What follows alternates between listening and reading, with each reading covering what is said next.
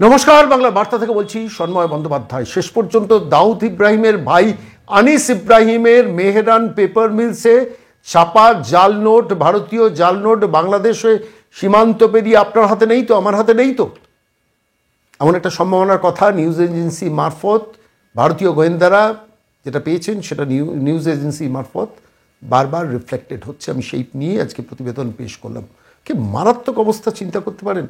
ISI, পাকিস্তানের যারা গোয়েন্দা দফতর, তারা বাংলাদেশের ডিজেএফআই এর ব্যুরো এক্স গোয়েন্দা সংস্থা সেনাদের তাদের সঙ্গে হাত মিলিয়ে 20টা ট্রানজিট ক্যাম্প করেছেন। মুর্শিদাবাদের সংলগ্ন রাজশাহীর বিস্তীর্ণ অঞ্চলে এবং মালদহ সংলগ্ন চাপাই নবাবগঞ্জ অঞ্চলে 20টা ট্রানজিট ক্যাম্প, সেখানে 1800 কোটি টাকা সেখানে মজুত হয়েছে ভারতবর্ষে ঢোকানোর জন্য। টার্গেটটা কি আইএসআই এর? পাকিস্তানের গোয়েন্দা বিভাগের মূল টার্গেটটা হচ্ছে ভারতীয় অর্থনীতিকে পঙ্গু করা। একটা নেশনকে, একটা রাষ্ট্রকে যখন মারতে হয় তখন সামরিকভাবে মারা যায়, গোয়েন্দাদের দিয়ে সমস্ত বিভিন্ন ধরনের স্লিপার সেল তৈরি করে জঙ্গি ঢুকিয়ে মারা যায়, আর অবশ্যই অর্থনৈতিকভাবে পঙ্গু করা যায়। ভারতীয় অর্থনীতি যেহেতু যথেষ্ট শক্তিশালী, পাকিস্তানের আইএসআই এর লক্ষ্য হচ্ছে ভারতবর্ষে জাল নোট ঢুকিয়ে দেওয়া। আপনারা জানেন বহুদিন ধরে মালদহের কালিয়াচককে বলা হতো, দীর্ঘদিন ধরে বলা হতো, আমরা বহুদিন ধরে শুনেছি যে এটা হচ্ছে জাল নোটের ক্যাপিটাল সিটি। তো সেই কালিয়াচককে ব্যবহার করা কিংবা মালদহের বিস্তীর্ণ অঞ্চলকে ব্যবহার করা, মুর্শিদাবাদের অঞ্চলকে ব্যবহার করা, এবং যে সময় দাঁড়িয়ে বাংলাদেশ সীমান্তের 72টা আউটপোস্টে এ রাজ্যের মুখ্যমন্ত্রী Mamata Bandyopadhyay border security force বারবার 2015 সাল থেকে বলার পরও সেখানে সীমান্ত অঞ্চলে জমি দেননি, নন কোঅপারেশন দেখিয়েছেন, বর্ডার সিকিউরিটি ফোর্সকে আক্রমণ করেছেন, গণশত্রুতে পরিণত করেছেন। সেই সময় দাঁড়িয়ে যখন ভারতবর্ষে গোয়েন্দাদের কাছে এই রিপোর্ট আসছে এবং সেটা যখন নিউজ এজেন্সি রিপোর্ট করছে যে যেখানে দাঁড়িয়ে দাউদের ভাই আনিস ইব্রাহিমের মেহরান পেপার মিলস, যেটা পাকিস্তানের আইএসআই এর নিয়ন্ত্রণাধীন পাক সিকিউরিটি প্রিন্টিং কন্ট্রোলের অধীন, সেইখানে 1800 কোটি টাকা ছাপা হয়েছে এবং সেইটা ইতিমধ্যে বাংলাদেশের রাজশাহী এবং চাঁপাই নবাবগঞ্জে 20টা ট্রানজিট ক্যাম্পে এসে পৌঁছেছে। নিউজ এজেন্সি রিপোর্ট করছে ঠিক সেই সময় দাঁড়িয়ে। আমরা কি রিল্যাক্টেন্ট থাকতে পারি? আমরা কি নিষ্পৃহ থাকতে পারি? এখনও সীমান্ত সমস্যা মেটাবো না, কাঁটাতার দেবো না? আমরা এখনও এই মুহূর্তে দাঁড়িয়ে বর্ডার সিকিউরিটি ফোর্সকে গণশত্রু চিহ্নিত করার চেষ্টা করব? আমরা এখনও দাঁড়িয়ে বর্ডার সিকিউরিটি ফোর্সে যে 50 কিলোমিটার এরিয়া ডমিনেন্সের বিরোধিতা করব? ভাবুন তো, এই মুহূর্তে দাঁড়িয়ে যে পরিস্থিতি দাঁড়িয়ে, আমি যে কাহিনী আপনাদের কাছে বললাম, ধরুন আপনার কাছে 50টা 500 টাকার নোট আছে, তার মধ্যে 12টা দেখা গেল জাল নোট। আপনি কী করবেন? আপনি ব্যাংকে যাবেন, এই টাকাটা তো আপনি আর ফেরত পাবেন না, ব্যাংক তো নিয়ে নেবে, ক্লোজ করে দেবে। সেটা কি মারাত্মক পরিস্থিতি। আমি বলছি বাংলার প্রত্যেকটা মানুষকে, দেখুন সীমান্ত দিয়ে যদি এই টাকা ঢুকতে পারে তাহলে তো পশ্চিমবঙ্গের বহু মানুষের হাতে এই টাকাটা ছড়িয়ে যেতে পারে। সতর্ক থাকবেন। 500 টাকা এবং 200 টাকার নোটকে টার্গেট করা হয়েছে, এটাই ছাপা হয়েছে। গোয়েন্দারা রিপোর্ট করেছে এবং নিউজ এজেন্সি, গোয়েন্দারা তথ্যটা পেয়েছে, নিউজ এজেন্সি সেটাকে ফ্ল্যাশ করেছে। ফলত আমাদের কিন্তু সতর্ক থাকাটা মারাত্মক প্রয়োজন। দুর্ভাগ্য, ওপাশে ইউনূস, এপাশে মমতা বন্দ্যোপাধ্যায়, পশ্চিমবঙ্গের অবস্থা খুব কঠিন জায়গায় গিয়ে পৌঁছেছে। আর ঠিক সেই সময় দাঁড়িয়ে কারা পাহারা দেবে, কারা এটা প্রোটেকশন দেবে, কারা নজর রাখবে, কারা অপরাধীদের ধরবে, কারা ক্রিমিনালদের ধরবে, সেই প্রশ্নটা যখন আসে তখন আরও একটা রিপোর্ট আমাদের সাংঘাতিকভাবে ভাবিয়েছে। বিশ্বাস করুন, bureau of police research and development একটা রিপোর্ট প্রকাশ করেছে। সেই রিপোর্টটাতে দেখাচ্ছে, শুনলে চমকে যাবেন, যে পশ্চিমবঙ্গে প্রতি লক্ষ মানুষের জন্য যে পুলিশ অনুমোদিত পুলিশের সংখ্যা হচ্ছে 167 জন। অর্থাৎ ওয়েস্ট বেঙ্গল গভর্নমেন্ট এইটাকে অ্যাপ্রুভ করে রেখেছে যে প্রতি 1 লক্ষ মানুষ পিছু আমার 167 জন পুলিশ অফিসার, পুলিশের কর্মচারী ডিপ্লয়েড থাকবে। আছে বাস্তবে কত জানেন? 101 জন। এই রিপোর্টটা আমরা কেউ জানতাম না। এটা তাও আবার 2023 সালের 1 জানুয়ারি রিপোর্টটা বেরিয়েছিল। এতদিন বাদে সেটা ফ্ল্যাশড হচ্ছে। কিন্তু গত 1 বছরে আরও পুলিশ কর্মচারী রিটায়ার করেছেন, সেখানে রিক্রুটমেন্ট নেই। আলটিমেটলি 2023-এর 1 জানুয়ারি হিসেব অনুযায়ী যেখানে রাজ্যের পুলিশ থাকার কথা প্রতি লক্ষ মানুষের পেছনে 167 জন, সেখানে বাস্তবে আছে 101 জন। সেটা 2023-এর 1 জানুয়ারি পর্যন্ত। এখনও তো এটা 100 নিচে নেমে গেছে, কারণ এই 1 বছরে যারা রিটায়ার করেছেন সেই ভ্যাকেন্সিতে রিক্রুটমেন্ট নেই। ভাবতে পারেন কারা পাহারা দেবে, কারা প্রোটেকশন দেবে, কারা অপরাধী ধরবে, কারা ক্রিমিনাল ধরবে?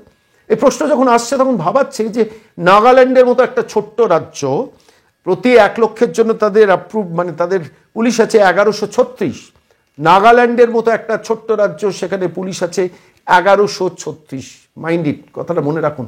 প্রতি 1 লক্ষ মানুষের জন্য নাগাল্যান্ডে পুলিশ ডিপ্লয়েড হচ্ছে 1136। নাগাল্যান্ডের ছেলেমেয়েরা চাকরি করে। আজকে যদি পশ্চিমবঙ্গে প্রতি 1 লক্ষের জন্য 1136 জন পুলিশের ছেলেমেয়ে পুলিশ ডিপ্লয়েড থাকতো, তাহলে কারা চাকরি পেত? সাধারণ মানুষ চাকরি পেত না? সাধারণ ঘরের থেকে ছেলেমেয়েরা চাকরি পেত না? মানে পশ্চিমবঙ্গ সরকার সিকিউরিটি একদিকে নিয়ে গেছে, একদিকে এমপ্লয়মেন্টটা কোন জায়গায় নিয়ে গেছে এটাতে বোঝা যায়। নাগাল্যান্ডের মতো ছোট রাজ্য যদি 1136 জন প্রতি 1 লক্ষ মানুষের জন্য সিকিউরিটি পুলিশ পার্সোনাল ডিপ্লয় করতে পারে, তাহলে এই পশ্চিমবঙ্গ সরকার 167 জন অ্যাপ্রুভ করে 1 লক্ষের জন্য 101 জন ডিপ্লয়েড করে কিভাবে? আমি বলছি না, এটা bureau of police research and ডেভেলপমেন্টের রিপোর্ট থেকে আমি আপনাদের কোট করছি। আন্দামান নিকোবরের মতো একটা ছোট্ট দ্বীপপুঞ্জ, সেখানে প্রতি 1 লক্ষের জন্য আছে police diploid, police personnel diploid আছে 100 জনের, 1000 জনের কাছাকাছি, 1000 প্লাস।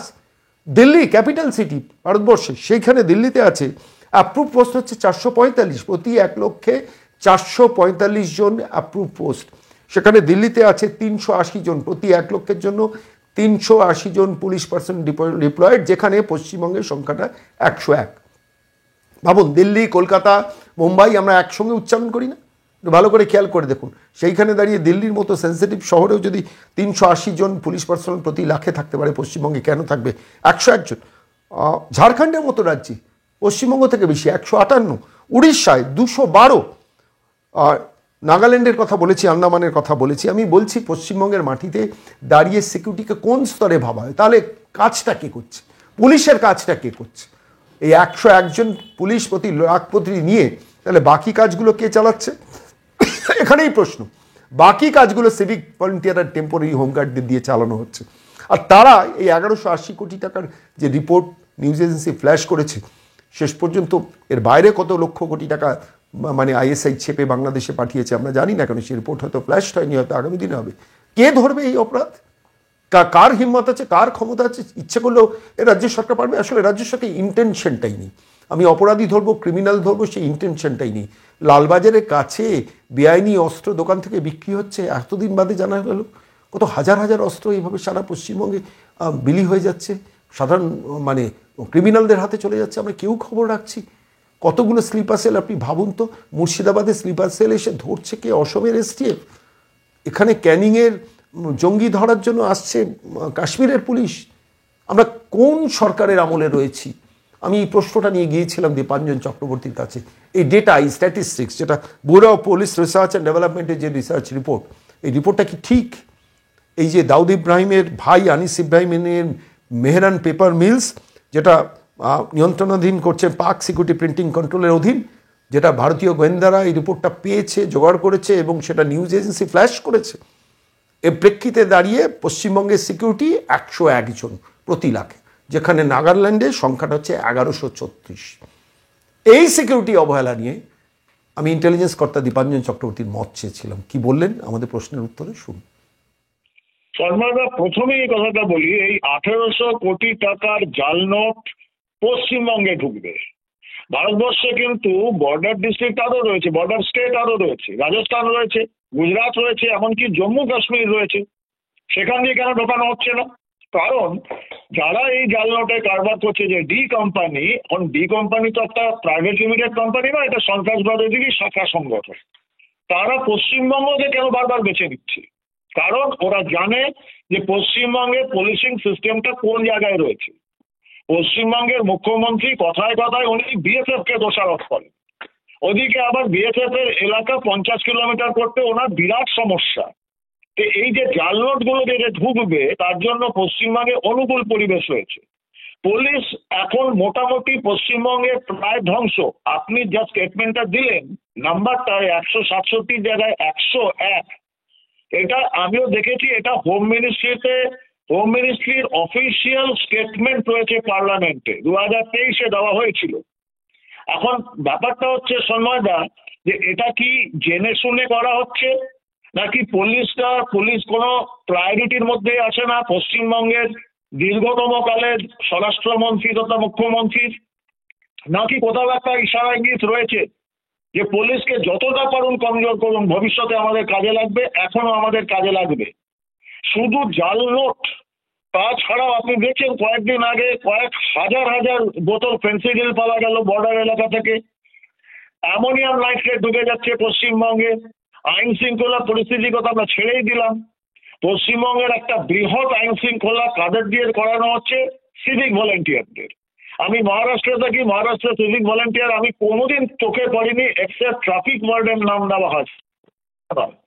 এবং সেই ট্রাফিক ভলেন্টিয়াররা তারা শুধুমাত্র চেকপোস্ট সিগন্যাল গুলোতে থাকে, এছাড়া কোথাও ট্রাফিক ভলেন্টিয়ার দেখা যায় না। আর পশ্চিমবঙ্গে দেখুন পুলিশের কাজ করছে সিভিক ভলেন্টিয়ার। এখন সমস্যা হচ্ছে দুটো, যেটা প্রশ্ন মানুষের মনে জাগা উচিত, যেটা আমাদের মনে যাচ্ছে। এক, পশ্চিমবঙ্গে যে বাজেট আপনি দেখেছেন যে কয়েকদিন আগেই কথা হয়েছে, পরিষদীয় মন্ত্রী অনেক চিন্তা ভাবনা করে বললেন যে গত 11-12 বছরে সম্ভবত একবার স্বরাষ্ট্রমন্ত্রী বিধানসভায় পুলিশ বাজেট নিয়ে আলোচনা করেছেন। পুলিশ বাজেট নিয়ে আলোচনা করবেন না, অন্ধকারে বিল পাস করাবেন। বারবার বলা সত্ত্বেও বিরোধী দলনেতারা তারা কিছুতেই স্বরাষ্ট্রমন্ত্রী বাজেট নিয়ে কথা বলবেন না, বিধানসভায় আলোচনা করবেন না। 11 বছরে একবার আলোচনা করেছেন। বুঝতেই পারছেন তার প্রায়োরিটি কোথায়। দ্বিতীয়ত, যেটা আরো ভয়ঙ্কর চিন্তার ব্যাপার, যদি এটা একটা সুপরিকল্পিত সার্বিক বৃহত্তর ষড়যন্ত্রের অংশ হয় যে ধীরে ধীরে আমি পুলিশের যেটুকু বেঁচে আছে তাদের দলদাস বানিয়ে দেব, তাদের দিয়ে কোনো আওয়াজ তুলতে দেব না, ভালো ভালো অফিসারদের কম্পালসারি ওয়েটিং অথবা কম গুরুত্বপূর্ণ পোস্টিং এ দেব, সিভিক ভলেন্টিয়ারদের কাজ করাবো, সিভিক ভলেন্টিয়াররা তৃণমূলের ক্যাডার, তাদের দিয়ে আমার সম্পূর্ণ নিয়ন্ত্রণ থাকবে, একটা so call police welfare board দিয়ে সবাইকে নিয়ন্ত্রণ করব, পোস্টিং প্রমোশন ইত্যাদি। এটা বাংলায় সবাই জানে। এখন এটার সঙ্গে যদি এই জসিমউদ্দিন রহমানি আর ডি কোম্পানির আঘাত হয়ে যায়, বাংলা ভয়ঙ্কর দিকে দিকে এগোচ্ছে। কিন্তু কারণ সন্ত্রাসবাদীরা শুধু এখন বোমা বন্দুক নিয়ে আর ওয়েপন নিয়ে আসে না, অর্থনীতিটাকেও ভাঙবে এবং এটা রাষ্ট্রীয় সুরক্ষার জন্য অত্যন্ত বিপজ্জনক। এই 1800 কোটি টাকা যদি পশ্চিমবঙ্গে ঢোকে, আপনি ভাবতে পারছেন? এবং সেখানে কেন ডি কোম্পানি জসিমউদ্দিন রহমানিরা বারবার পশ্চিমবঙ্গকে টার্গেট করছে? কারণ এখান থেকে গ্রিন সিগন্যাল যাচ্ছে যে আমরা তৈরি করছি জমি, তোমরা এবার আসো, দখল নাও। এটা কিন্তু সাংঘাতিক ব্যাপার। আমার মনে হয় কেন্দ্রীয় স্বরাষ্ট্র দপ্তর ইমিডিয়েট এটাতে ইন্টারফেয়ার করুন। কারণ যেরকম ভাবে যাচ্ছে বর্ডারের যে ডিস্ট্রিক্ট গুলো, আপনি মুর্শিদাবাদ বলছেন, মালদা বলছেন, আমি তো সবগুলো, দক্ষিণ 24 পরগনা, উত্তর নদিয়া, সব পুরো দিনাজপুর বর্ডার জেলাগুলো এখন সন্ত্রাসবাদী, ড্রাগ মাফিয়া, এই ব্ল্যাক কারেন্সি, এই নকল নোটের কারবারি, হিউম্যান ট্রাফিকিং তারা চালাচ্ছে। তো এটা কি বলবেন? এটা তো ভয়ঙ্কর দিকে এগিয়ে যাচ্ছে পশ্চিমবঙ্গ। এটা সত্যি চিন্তার বিষয়, আতঙ্কের বিষয়। না, দীপাঞ্জন দা সিকিউরিটির ব্যাপারটা দেখে কি? প্র্যাকটিক্যালি আপনি জসিমউদ্দিন বাহিনী, আনসারুল্লাহ বাংলা, তার অপরাধীরা এই বাংলার বিভিন্ন পকেটে পকেটে লুকিয়ে থাকলে তো সেটাকে চেক করার দায়িত্ব তো পুলিশের। সেই পুলিশ তো এসটিএফ এর আন্ডারেও পুলিশ থাকে। সেই পুলিশের রিক্রুটমেন্টে পশ্চিমবঙ্গ সারা দেশের মধ্যে সব থেকে নিচের দিকে, একদম প্রায় শেষের দিকে। এবং সেখানে 167 জন প্রতি লাখে অ্যাপ্রুভ করা সত্ত্বেও, মানে নিজেরা অ্যাপ্রুভ করেছে করে 101 জন রিক্রুটমেন্ট, ওয়ারেস নাগাল্যান্ডে সেই সংখ্যাটা প্রতি 1 লক্ষে পুলিশ রয়েছে 1136, আর পশ্চিমবঙ্গে রয়েছে 101। তাহলে এই জসিমউদ্দিন বাহিনী, আইএসআই, আনসারুল্লাহ বাংলা কিংবা এই জাল নোট, ডি কোম্পানি, দাউদ কোম্পানি ছাপা জাল নোট ধরবেটাকে? Civic volunteer. দেখুন সন্ময়দা, দুটো জিনিস যেটা আমি বারবার বলি, যে পুলিশের যদি ইনএফিসিয়েন্সি থাকে তার লিডারশিপ দিয়ে সেটাকে বদলে নেওয়া যায়। আমি আগেও আপনার প্রোগ্রামে বলেছিলাম, আমি নিজে দেখেছি সন্ত্রাস বিদীর্ণ পাঞ্জাবে মনোবল ভেঙে যাওয়া পাঞ্জাব পুলিশকে সম্পূর্ণ ঘুরে দাঁড়িয়ে সন্ত্রাসবাদকে খতম করে দিয়েছিল কেপিএস গিলের মতো অফিসার। আজকে বাংলায় আপনি কাদের দেখছেন? সেই বিনীত গোয়েলের মতো লোক। তাদের মানে ক্ষমতা আছে একটা ভেঙে যাওয়া পুলিশ ডিপার্টমেন্টকে খাড়া করে দাঁড় করানো। পুলিশ অফিসাররা জানেন যে তারা কোথায় রয়েছেন, কোথায় কোথায় সমঝোতা করছেন। সমস্ত পুলিশ অফিসাররা ভাবেন, এখন ব্যক্তিগত স্তরেও কথা বলেন যে আমরা কবে রিটায়ারমেন্ট হবো আর এই পাপ থেকে আমাদের মুক্তি হবে। এই যদি মনোবল হয় পুলিশের, আপনি কি করে তারপরে আপনি অলমোস্ট 45% স্ট্রেংথ নিয়ে কাজ করছেন। ল অ্যান্ড অর্ডার দেখুন, পশ্চিমবঙ্গে পঞ্চায়েত ইলেকশনে 56 জন, 58 জন, 70 জন করে মরে যাচ্ছে। সারা ভারতবর্ষে কোনো হয় এত বড় বড় নির্বাচন যায়? পশ্চিমবঙ্গের অবস্থা দেখুন। কারণ এগুলো সবগুলোই কিন্তু কন্ট্রোল করছে এন্ড অফ দ্য ডে ওই জসিমউদ্দিন রহমানিদের আনসারুল্লাহ বাংলা টিম, যেটাকে আমি বলি যে এখন এরা হয়তো ওই তৃণমূলের সন্ত্রাসবাদী সেল তৈরি হয়ে গেছে।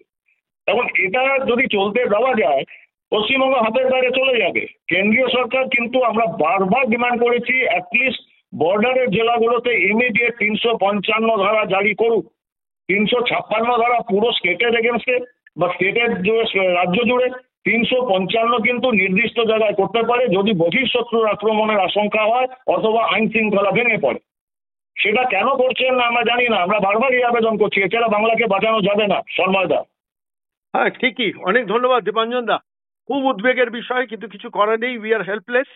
তবু কথা বলতে হবে, বিষয়গুলো নিয়ে মানুষকে জানাতে হবে। অনেক ধন্যবাদ দীপাঞ্জন দার সঙ্গে থাকার জন্য। ধন্যবাদ সন্ময়দা, জয় হিন্দ।